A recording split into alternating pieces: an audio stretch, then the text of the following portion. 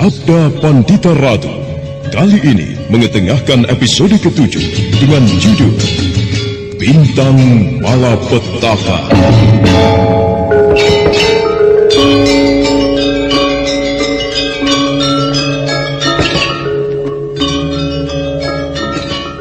Dalam seri ke-197 ini dengan para pemain Naryo sebagai Empu Mahoyaso, Ashari sebagai Paksi Jalak Kuning, Edi Juni sebagai Kumambang, Jumali sebagai Jolondoro, Anis Yuliatri sebagai Seruni, Suryadin sebagai Sindupati, dan pengantar cerita Asdi Suhastra.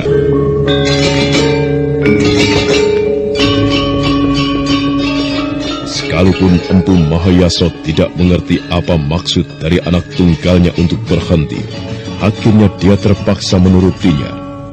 Paksi Jalak Kuning nampak masih terpaku setelah menghentikan langkah kudanya.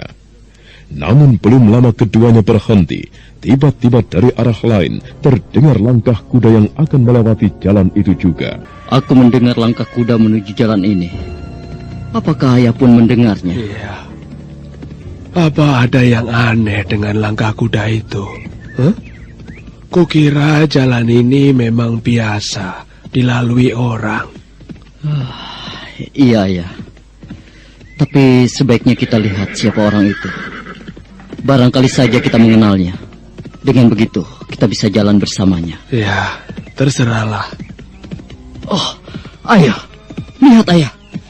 Bukankah itu Jolondoro? Hah? Jolondoro? Ada apa dengan anak itu?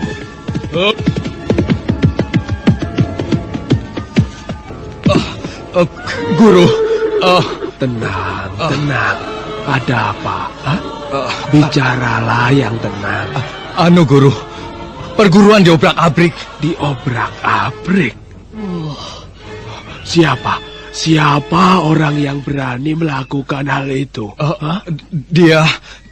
Dia Seruni dan seorang laki-laki tua, Guru. Seruni? Bukan main terkejutnya Empu Mahoyaso mendengar nama Seruni. Begitu juga dengan Paksi Jalak Kuning. Seketika itu juga wajah putra tunggal pimpinan perguruan Lemah Abang itu jadi tegang. Dan tanpa banyak bicara lagi, Paksi Jalak Kuning menghentakkan kudanya untuk kembali berlari.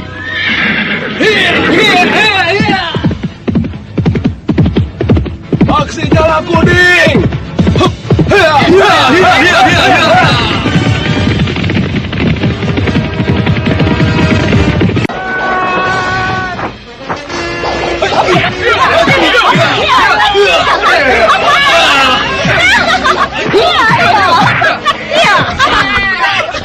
Dasar cucurut-cucurut bodoh.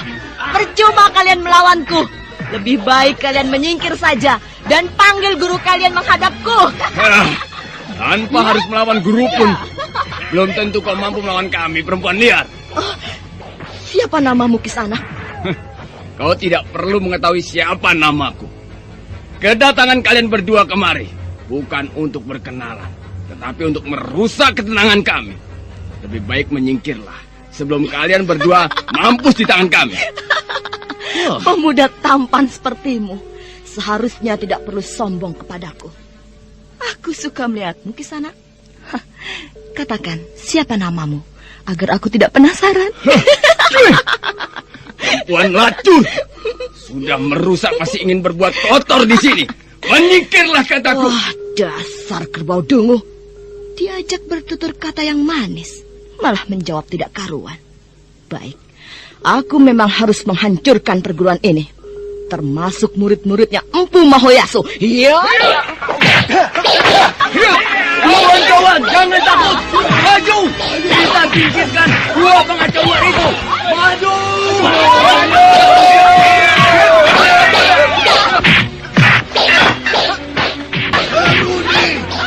Jangan buang-buang waktu. Habisi saja cecunguk-cecunguk yang tidak berarti ini. Setelah mereka kita singkirkan, barulah kita cari si Mahoyaso dan anaknya. Iya.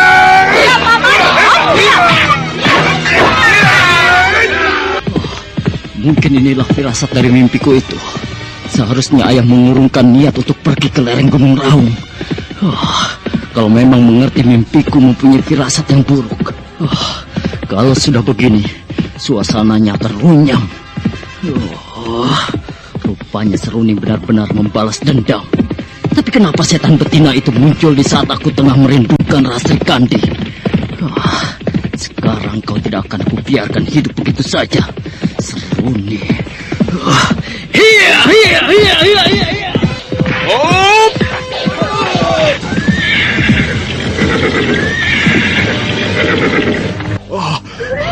Jahanam, biadab.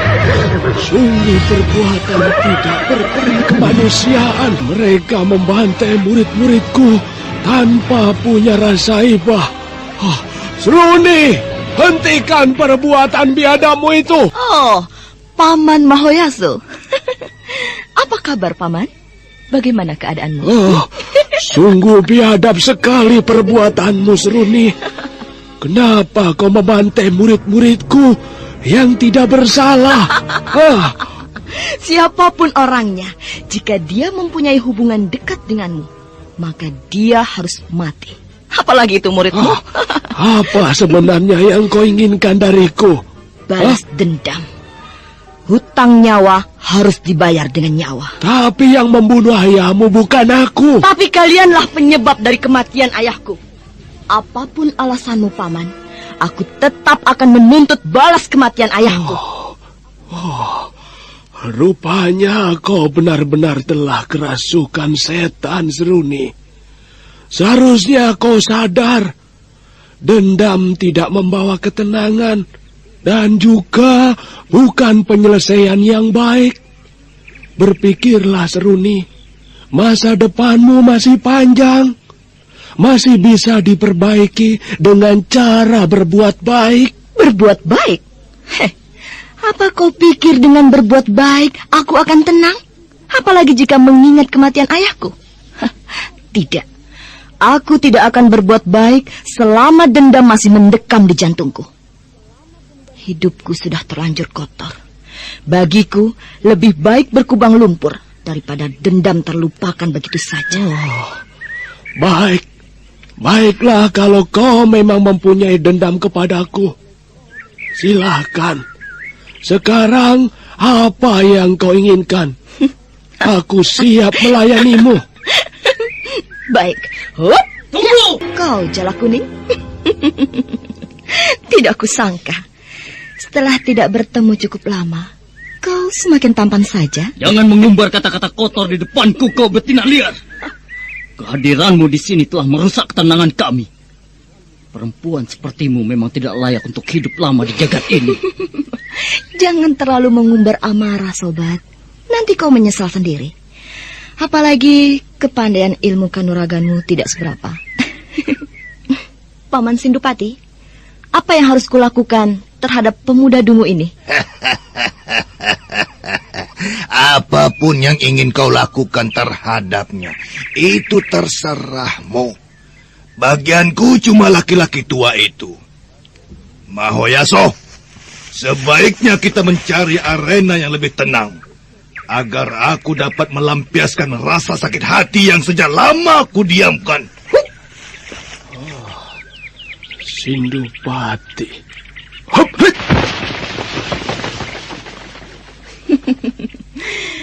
Jala Kuning, sekarang tinggal kita berdua. Apakah kau ingin mengenang kembali masa-masa manis waktu itu? Atau lebih dari sekedar mengenang? Cukup! Aku tidak mau mendengar kau mengumbar kata-kata kotor itu lagi. Perempuan lacur sepertimu memang harus mampus di tanganku. Jala Kuning menerjang Seruni dengan garang. Tangannya dengan cepat memukul ke sana kemari. Setiap kali musuhnya berkelip. Sementara itu di sisi lain, Empu Mahoyaso berhadapan dengan laki-laki tua bernama Sindupati.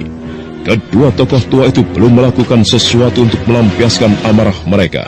Mereka masih bersih tegang dalam suasana yang mendebarkan.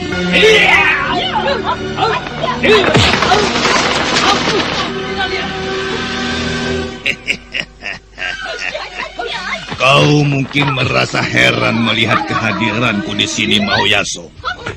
Dan aku kira kau pun terkejut melihat aku masih hidup. Ya, rupanya kau masih mempunyai umur yang panjang, Sindupati. Kehadiranmu di sini tidak mempunyai alasan yang jelas. Apakah kau pun ingin menuntut balas atas kematian Sinduro? Tepat. Aku memang akan menuntut kematian saudara. Sekalipun bukan kau yang membunuhnya, tetapi kau tetap harus bertanggung jawab. Tanggung jawab? Kau memang tidak berbeda dengan adikmu. Kejahatan kalian sudah melebihi batas. Apa kau pikir aku tidak sakit hati dengan perbuatan Sinduro yang telah mencemarkan nama baik anakku? Seharusnya kalau kau berpikir dan masih mempunyai sedikit nilai kebaikan, kukira kejadian ini tidak berlanjut. Jangan berlagak mempunyai rasa baik kau, Mahoyaso. Aku kira kau pun memahami apa arti rasa sakit hati. Sekarang bukan saatnya untuk berdebat. Dendamlah yang lebih penting berbicara hari ini. Silakan. Umbarlah dendam yang bersarang di hatimu. Aku sudah siap untuk melayani dan menerima apa yang ingin kau lakukan. Bagus. Kata-kata seperti itulah yang kuharapkan. Dan kau akan segera kukirim ke neraka. Kau bukan dewa dan nyawaku bukan kau yang menentukan. Sekalipun lagakmu seperti dewa pencabut nyawa, tetapi semua sudah diatur yang maha kuasa. Siapa bilang aku tidak bisa mengatur hidupmu, Mahoyaso? Nyawamu sekarang sudah berada dalam genggaman tanganku. Tidak kusangka ilmu kanuraganmu semakin banyak kemajuan, sobat. Tetapi kau jangan merasa mempunyai angin untuk bisa mengalahkan aku. Aku tidak pernah merasa punya kebanggaan terhadap siapapun jika sedang berkelahi. Bagiku perkelahian adalah sebuah malapetaka. Kalau perlu, kita harus mengakhirinya. Aku tidak akan pernah mau mengakhiri sebuah perkelahian jika salah satu di antara kita belum ada yang mampus. Lagi pula, jika kau mengakhiri perkelahian ini begitu saja, apakah kau tidak iba dengan murid-muridmu yang sudah jadi bangkai? Manusia iblis. Kau memang sengaja memancing kemarahanku. Baik, aku tidak akan mengakhiri perkelahian ini jika kau belum mampus di tanganku.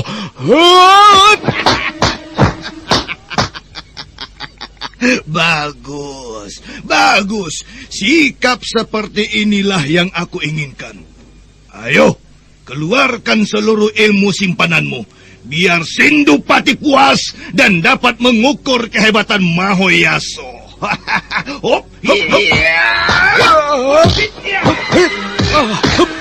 Ukurlah dengan segala kemampuanmu.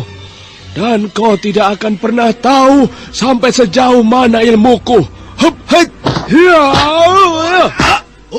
Jahanam ini memang hebat.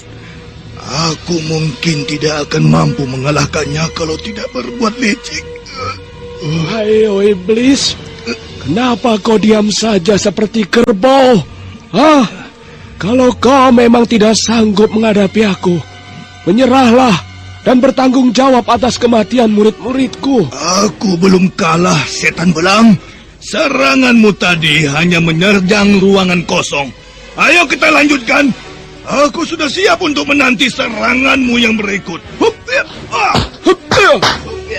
Sindupati sekarang benar-benar mempersiapkan dirinya untuk menghadapi serangan Empu Mahoyaso.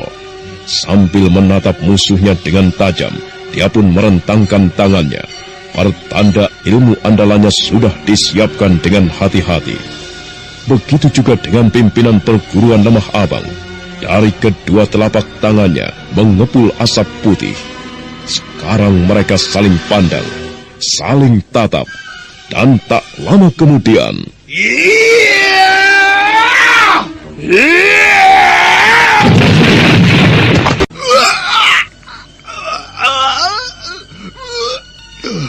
dia benar-benar hebat. Dadaku sesak sekali. Sebelum terlambat, aku harus berbuat sesuatu. Lumayan juga tenaga dalamnya. Tapi kukira dia tidak mempunyai kelebihan dari tenaga yang dipergunakannya tadi. Bagaimana mau, Yaso? Apakah kau sudah siap untuk mengadu tenaga lagi? Jangan banyak bicara. Ayo lakukanlah. Aku sudah siap untuk membuatmu tidak berkutik lagi. Pali keduanya melesat. Empu Mahoyaso menerjang bagaikan anak panah yang lepas dari busurnya. Sementara Sindupati melenting dengan segenap kemampuannya. Namun di saat tangannya akan beradu dengan tangan Empu Mahoyaso, diam-diam ia mencabut sesuatu dari balik pinggangnya. Benturan keras terjadi. Dua tokoh tua itu terpental beberapa tombak ke belakang. Sindupati yang semula geram ingin merobohkan lawannya, sekarang terlentang dalam keadaan yang mencemaskan. Sementara Empu Mahoyaso sendiri berusaha untuk bangkit dengan dada yang terasa sesak. Keparat. Inilah saat yang tepat. Seketika itu juga Empu Mahoyaso tersungkur jatuh. Rupanya Sindupati secara licik telah melemparkan sebilah pisau yang dia ambil dari pinggangnya. Mendengar jeritan ayahnya, Paksi Jala Kuning yang tengah bertarung dengan Seruni segera menoleh. Dadanya berdebar, dan secepat itu pula dia mendekati ayahnya. Oh, ayah! Gila, Jala Kuning. Jangan hiraukan ayah. Kau harus menyelamatkan dirimu. Tidak, ayah. Aku tidak akan meninggalkan tempat ini sebelum dapat membunuh orang tua keparat itu, ayah. Kau tidak akan mampu, Jala Kuning. Ayo turutilah kata-kataku. Cepatlah pergi dari sini. Jala Kuning. Tanpa bisa dicegah, akhirnya Empu Mahoyaso menemui ajalnya. Pisau masih menancap di dadanya, sementara darah masih terus mengalir. Setelah mendekap tubuh ayahnya yang telah kaku, Paksi Jala Kuning segera bangkit sambil menatap tajam pada Sindupati dan Seruni. Enam, kau Sindupati. Kau telah membunuh ayahku secara licik.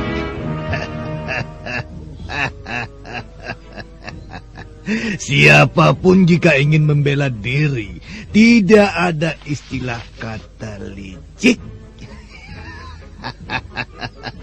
Apakah kau pun ingin menyusul ayahmu ke neraka, anak muda? Parat!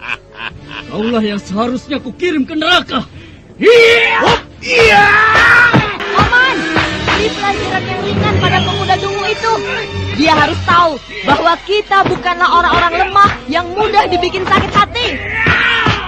Tenanglah Seruni, kau tidak perlu banyak bicara.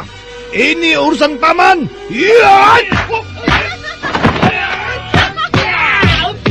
Hati-hatilah anak muda. Jangan terlalu dibakar amarah. Nanti kau sendiri yang bisa fatal. Hopit.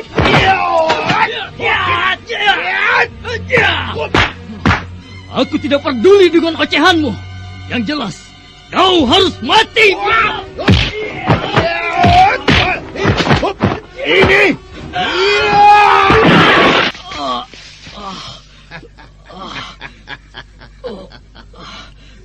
Biadab sekali kau Sindupati. Bunuhlah aku. Jangan siksa aku seperti ini. Aku memang akan membunuhmu, anak bodoh. Dan tangan ini yang pertama akan kupatahkan. Sebelum lehermu sendiri yang remuk. Saruni, apakah kau mempunyai pendapat tentang pemuda dungu ini? Serahkan dia padaku, Paman. Apakah kau akan membunuhnya agar dia dapat menyusul ayahnya dan teman-temannya? Mati terlalu cepat untuknya adalah hal yang bagus, Paman. Dia harus merasakan penderitaan dulu, seperti yang pernah kurasakan. Wajahku jadi rusak adalah karena ulahnya. Aku akan menuntut balas dengan caraku sendiri, Paman. Baiklah, kalau kau menghendaki cara sendiri. Ini.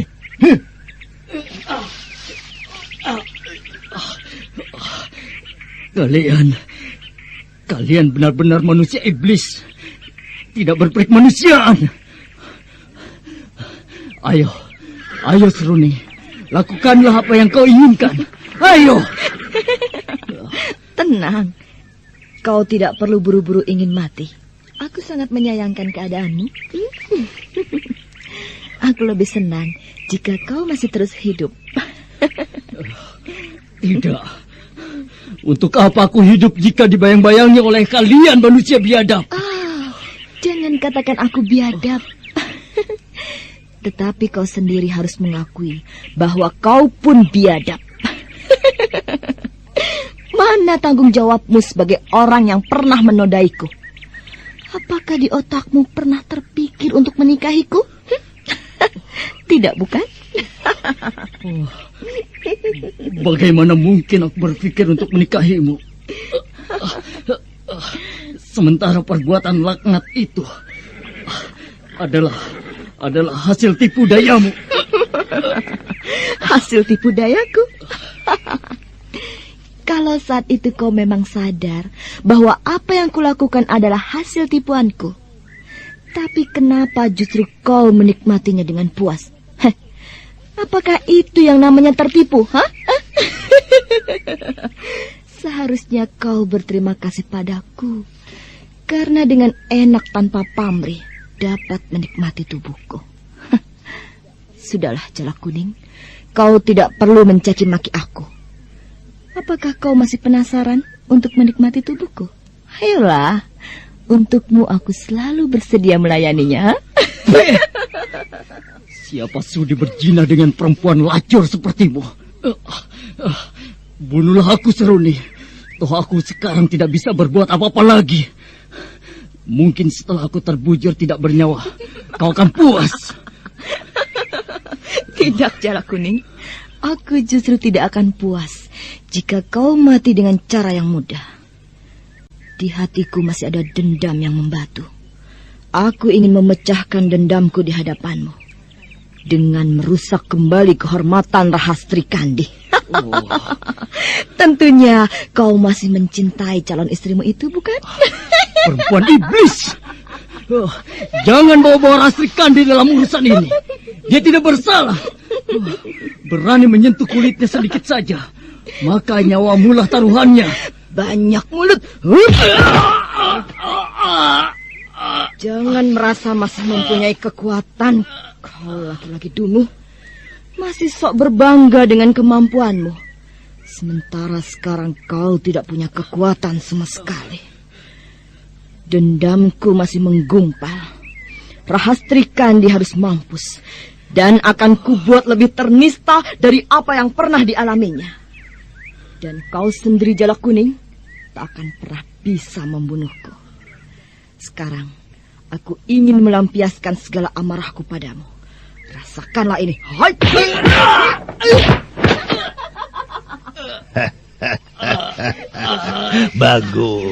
Bagus sekali, Seruni. Aku senang melihat caramu menyiksa anak si Mahoyaso. Tapi sayang kalau kau tidak membunuhnya. Tidak, Paman. Aku tidak akan membunuh dia sebelum dia sendiri menyaksikan penderitaan yang dialami Rahastri Kandi, calon istrinya. Oh, rupanya calon istri Jalak Kuning masih hidup. Bukan hanya masih hidup, Paman. Bahkan dia sekarang tinggal bersama pemuda yang bernama Kameswara. Ya, dialah pemuda yang telah membunuh ayahku. Kameswara. Aku akan segera datang untuk membalas kematian ayahku. Jalak Kuning, katakan bahwa Kameswara masih hidup. Aku tidak tahu. Aku tidak tahu, wanita liar. Rupanya mulutmu memang perlu disumpal, anak manja. Tanpa rasa iba, Seruni melepaskan tinjunya ke wajah Jalak Kuning. Laki-laki muda yang sudah tidak berdaya itu akhirnya terjungkal ke belakang. Darah semburat kemana-mana. Bahkan sekarang dia terlentang tidak sadarkan diri. Apakah sekarang kau puas, Seruni? Aku sebenarnya belum puas, Paman. Tapi biarlah. Nanti toh dia akan bertemu kita lagi di lereng Gunung Raung. Apakah sekarang kita akan meninggalkan tempat ini? Iya, kita langsung saja berangkat ke sana. Aku sudah tidak sabar ingin berhadapan dengan Kameswara. Ayolah. Ayo.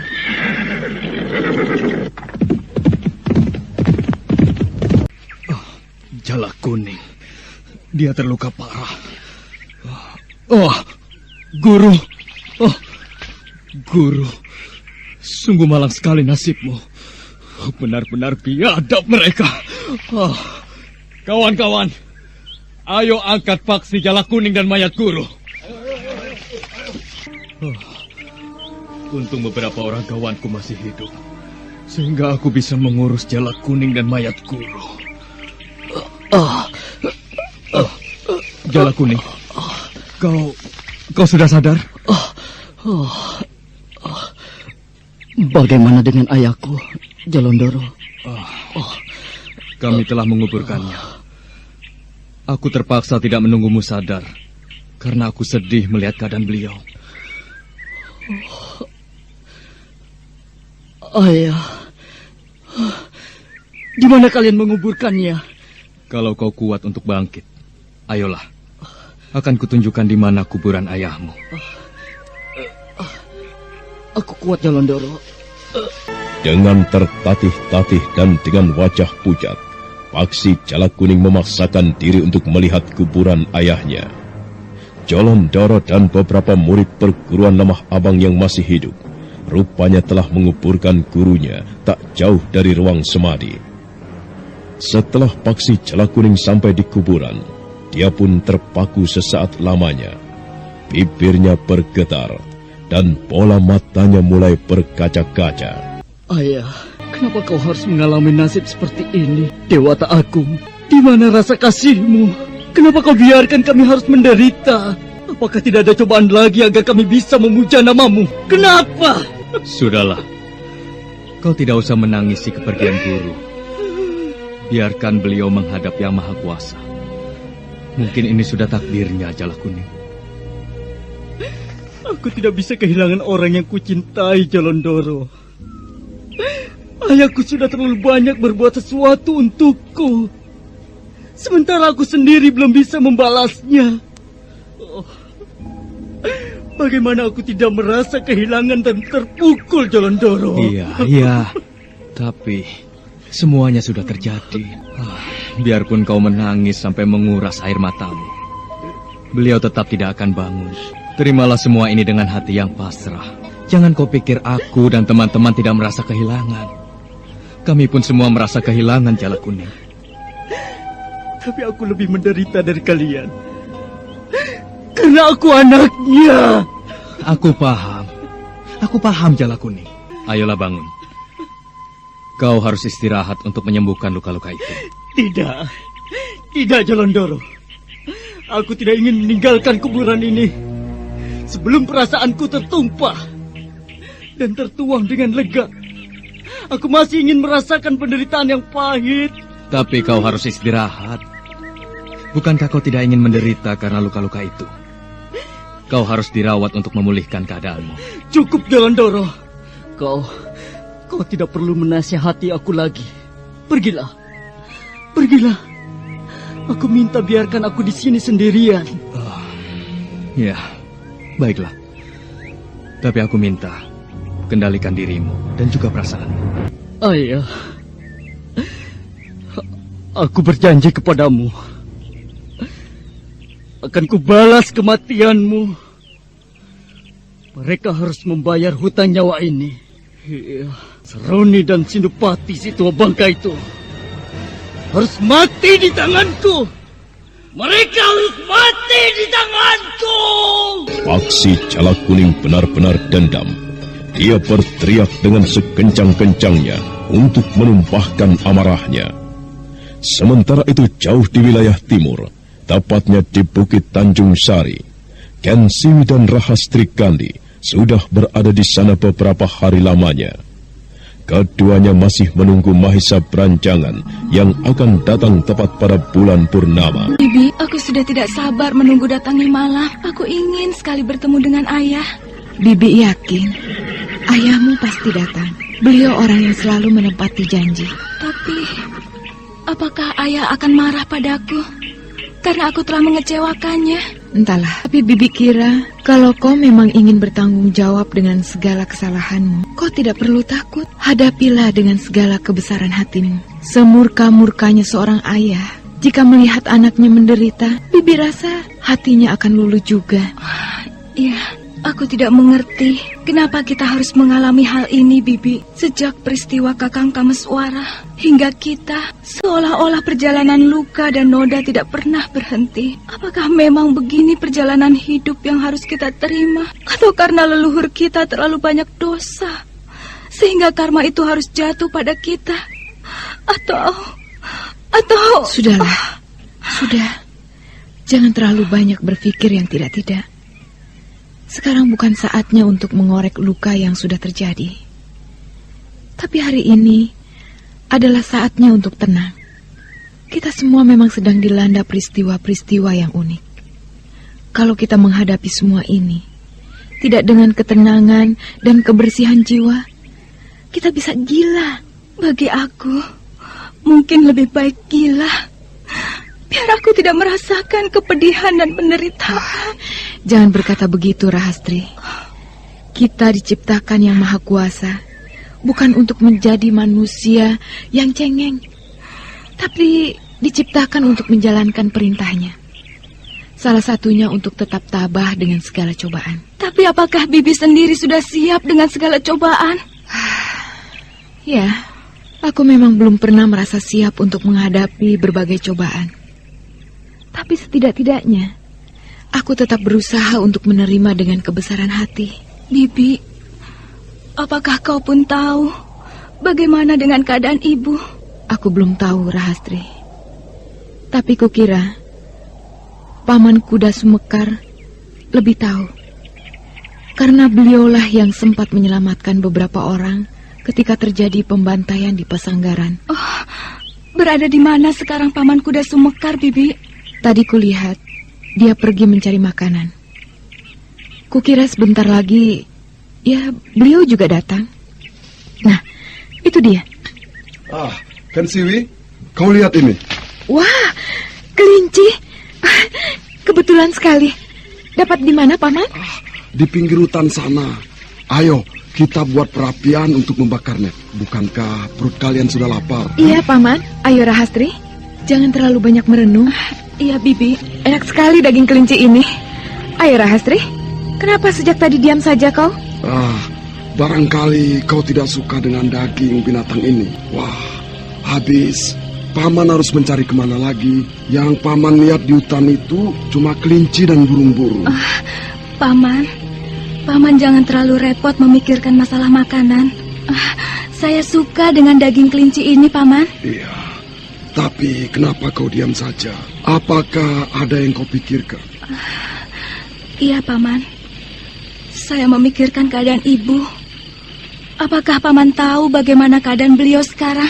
Oh, rupanya kau memikirkan ibumu. Rahastri Kandi, kenapa tidak bicara dari tadi? Sudahlah, kau tidak perlu memikirkan keadaan ibumu. Beliau sekarang dalam keadaan baik-baik saja. Paman tahu berada di mana beliau sekarang? Ya, ibumu berada di tempat yang aman.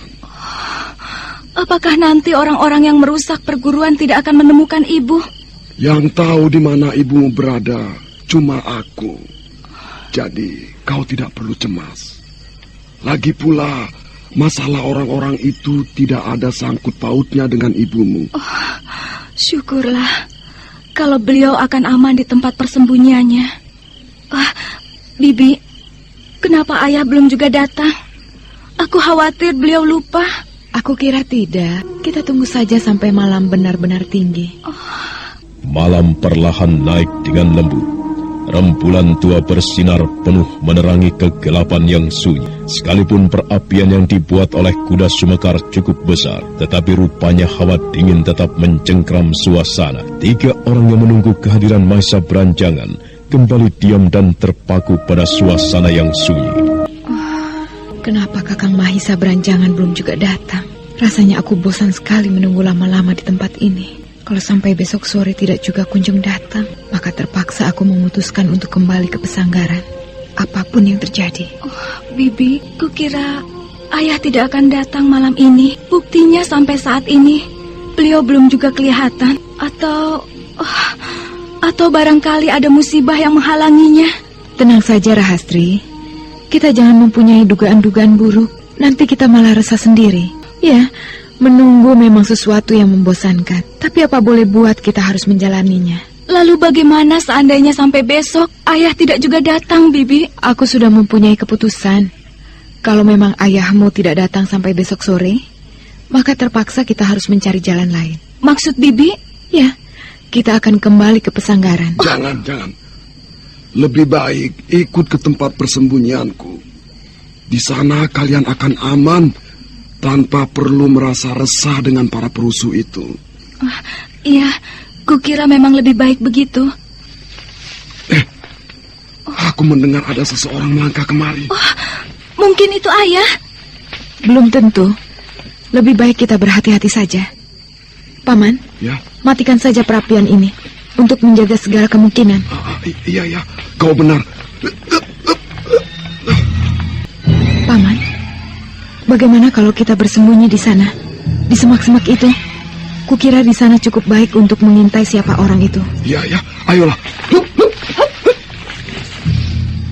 Ketiganya sekarang bersembunyi di semak-semak yang tidak jauh dari perapian itu.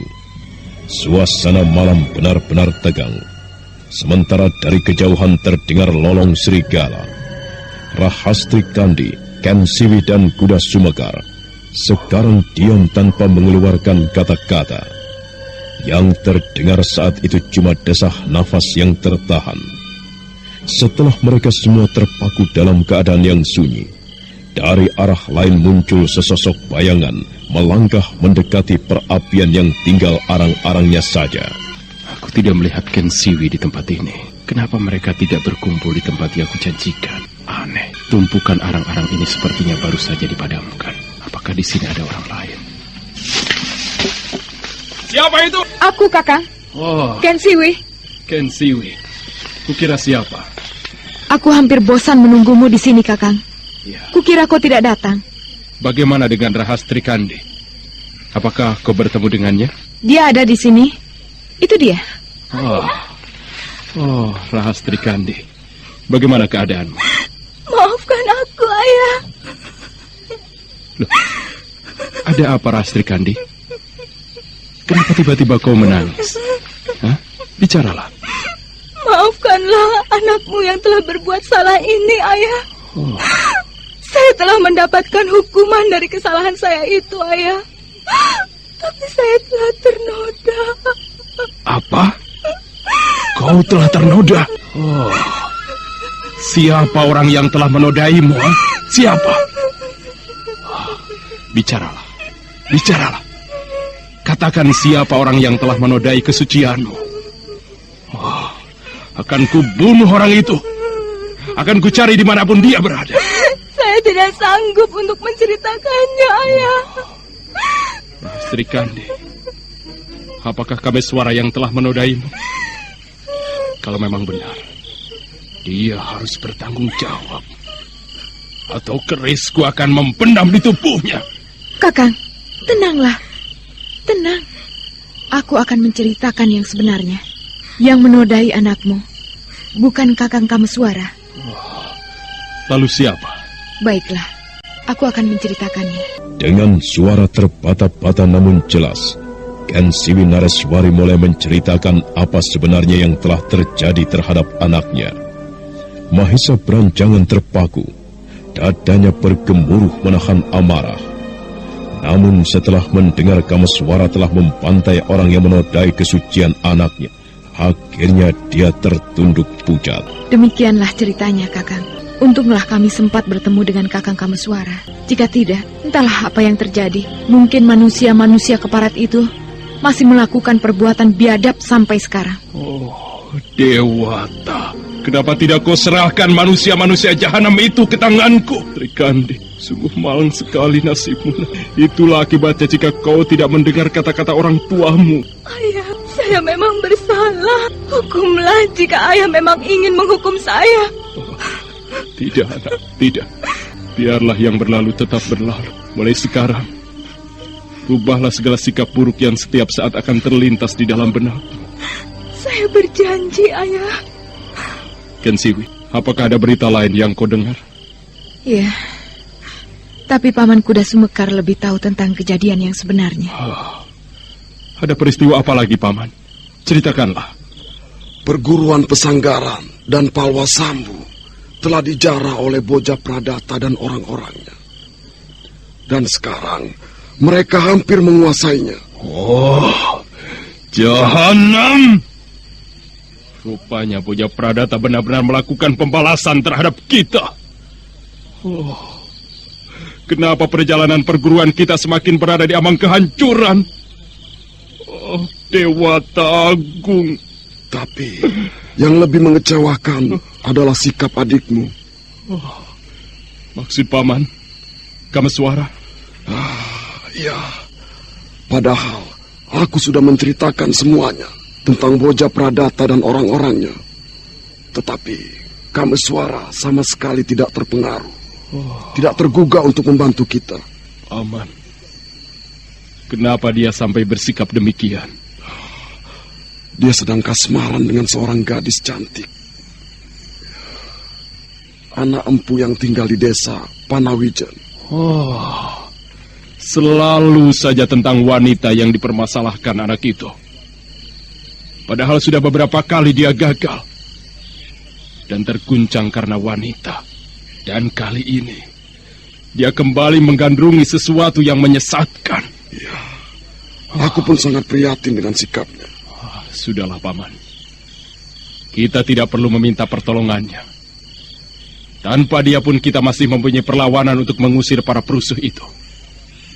Kita bukan orang-orang lemah yang harus mengemis untuk meminta pertolongan. Tapi hanya dialah yang paling kuat di antara kita. Kalau saja Ki Ageng Pesanggaran ayahmu masih berada di lingkungan kita, mungkin hal itu tidak akan terjadi. Sudahlah, Paman.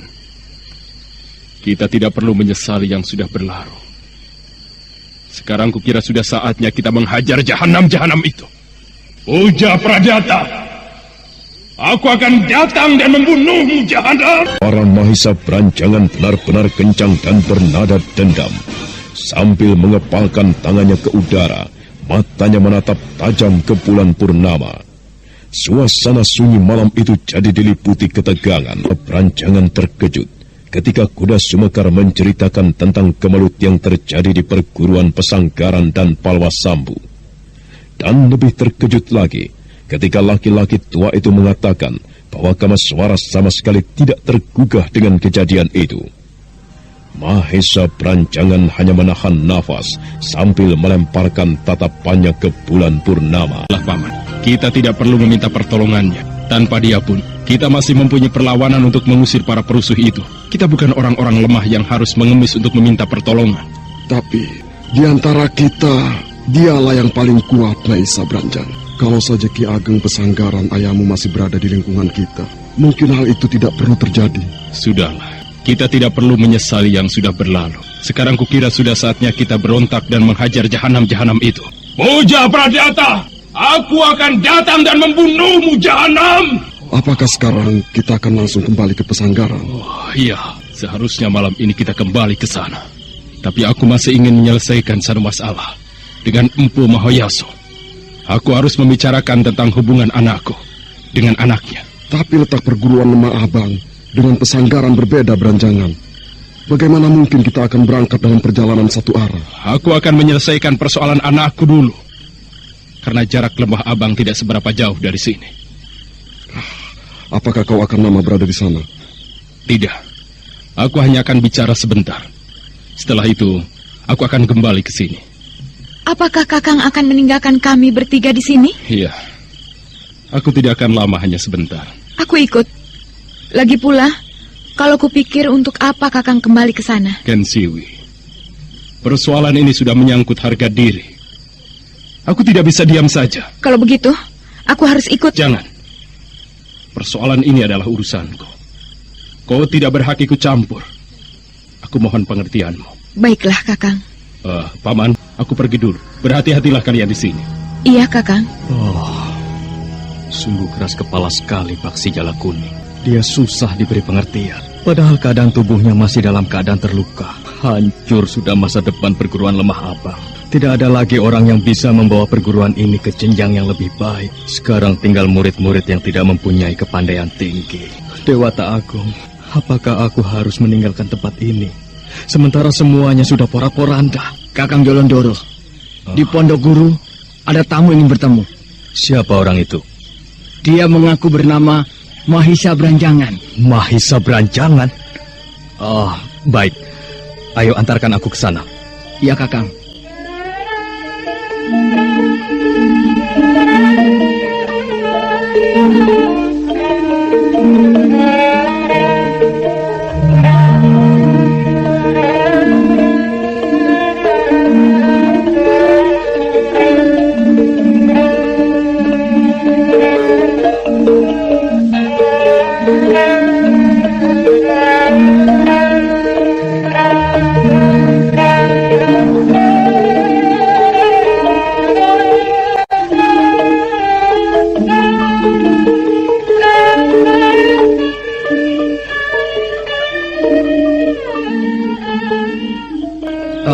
Tuan Mahisa Beranjangan, selamat datang.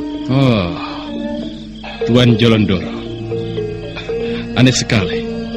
Kenapa perguruan ini porak-poranda? Apa yang terjadi, Tuan Jolondoro?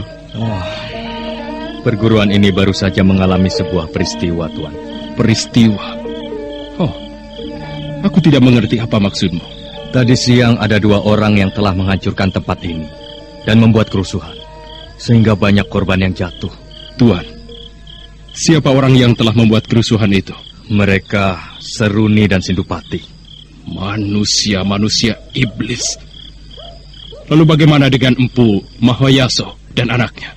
Empu Mahoyaso guru kami tewas dalam keadaan yang menyedihkan. Sindupati telah berbuat licik padanya. Empu Mahoyaso. Tidak kusangka kalau kau akan mengalami peristiwa pahit seperti itu. Aku turut prihatin atas musibah yang menimpa guru kalian. Iya, terima kasih, Tuan. Lalu Paksi Jala Kuning sendiri bagaimana? Apakah dia pun... Dia masih hidup, walaupun terluka cukup parah. Di mana dia sekarang? Itulah yang membuat kami sedih, Tuan. Paksi Jala Kuning secara diam-diam telah meninggalkan kami.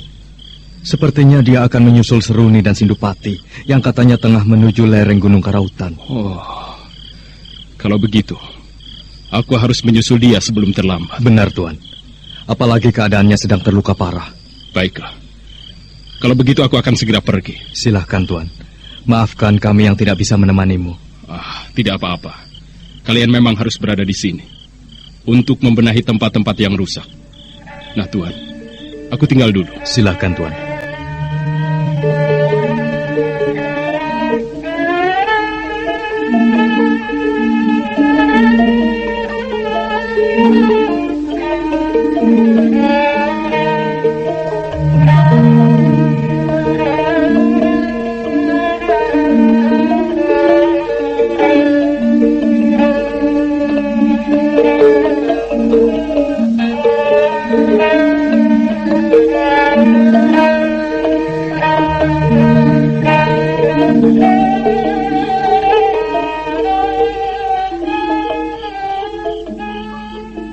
Mudah-mudahan saja Tuan Mahisa Beranjangan dan teman-temannya dapat menumpas kedua penjahat itu. Iya, kita sudah terlalu banyak dirugikan olehnya. Kalau saja tidak ingat dengan keadaan perguruan ini, mungkin aku sudah ikut dengan Tuan Mahisa Beranjangan untuk membunuh keparat-keparat itu. Iya, sebaiknya dari sekarang kita berbenah. Rasanya tidak enak kalau menunda-nunda pekerjaan. Ayo. Ayo. Malam semakin larut. Bukit-bukit kecil yang berada di sekeliling hutan nampak tenggelam dalam kesunyian. Walaupun suasana berada di keheningan yang mencekam, Rahastri Kandi, gadis cantik Putri Mahisa Beranjangan itu, masih belum bisa memejamkan matanya untuk tidur. Kau belum tidur, Rahastri Kandi? Aku tidak bisa memejamkan mata, Bibi. Pikiranku lebih bekerja ketimbang merasakan lelah untuk memejamkan mata. Hatiku begitu kalut menerima peristiwa yang sedang terjadi. Ya, berbagai masalah memang sedang berkecamuk di lingkungan kita. Tapi kalau kita tidak bisa mengendalikan diri, kita pasti akan ikut hancur di dalamnya. Kukira sebaiknya berusaha untuk tetap tenang dan jangan memikirkan yang tidak-tidak. Mungkin ini kelemahanku, Bibi. Kenapa aku tidak bisa melepas belenggu seperti ini?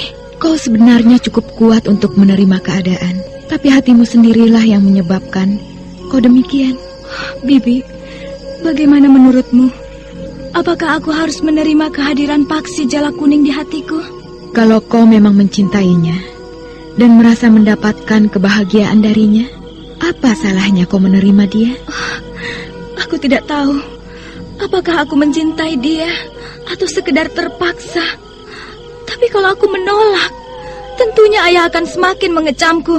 Ya, sebaiknya pikirkanlah lebih matang lagi. Karena perkawinan bukanlah sebuah kehidupan yang main-main. Perjalanan rumah tangga adalah perjalanan sebuah masa depan. Sudahlah, sekarang istirahatlah. Karena besok kita akan melakukan perjalanan jauh dan tentukan banyak hal-hal yang akan kita hadapi. Baiklah, Bibi. Bagaimana Beranjangan? Apakah kau bertemu dengan Empu Mahoyaso? Empu Mahoyaso telah tewas, Paman. Tewas? Iya. Apa yang terjadi pada perguruannya? 2 orang jahat telah menghancurkan dan membuat huru-hara di sana. Kematian Empu Mahoyaso pun sangat menyedihkan. Dia diperlakukan secara licik oleh musuhnya. Kasihan sekali. Iya, sekarang juga kita harus berangkat, Paman. Kita harus menyusul Paksi Jala Kuning ke lereng Gunung Raung. Ada apa dia pergi ke sana? Dia menyusul orang yang menghancurkan perguruannya. Dan menurut penjelasan Jolondoro, 2 orang itulah yang menyebabkan anakku menderita. Kalau begitu, kita jangan buang-buang waktu. Sekarang juga kita harus berangkat. Kensiwi, siapkan kuda.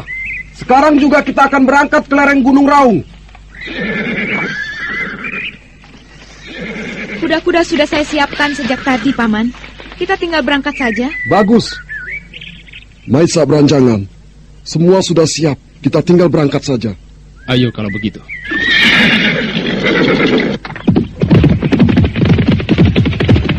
Kita harus berkuda terus. Kalau perlu, jangan istirahat agar perjalanan kita cepat sampai. Ya, kita memang harus cepat sampai. Aku sendiri sudah tidak sabar ingin mengusir mereka. Kakang Beranjangan, rupanya perguruan pesanggaran tengah dirusak oleh kedua kelompok jahat. Dan posisi kita semakin dekat pada ambang kehancuran. Apakah kita akan mampu mengusir mereka, Kakang? Kensiwi, sekuat apapun kehebatan musuh yang menguasai pesanggaran dan Palwasambu, harus kita hadapi. Yang menentukan menang atau kalah adalah Yang Maha Agung. Kalau memang perguruan itu masih ditakdirkan untuk kita pegang, maka kitalah yang akan menang. Lalu bagaimana halnya dengan kakak Kameswara? Dia memang bukan manusia yang berbudi. Dan kukira tidak perlu lagi untuk kita bicarakan. Sudah sering aku sakit hati terhadapnya. Dan sekarang adalah puncak dari kesabaranku. Jika dia memang benar-benar melupakan tempatnya sendiri, maka jangan anggap aku sebagai kakangnya lagi. Dia akan kucampakkan dari hadapanku.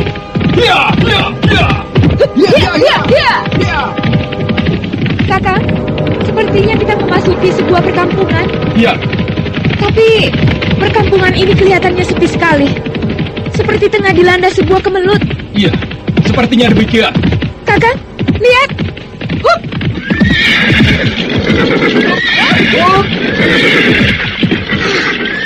Kita harus lihat orang itu masih hidup atau tidak. Ayo.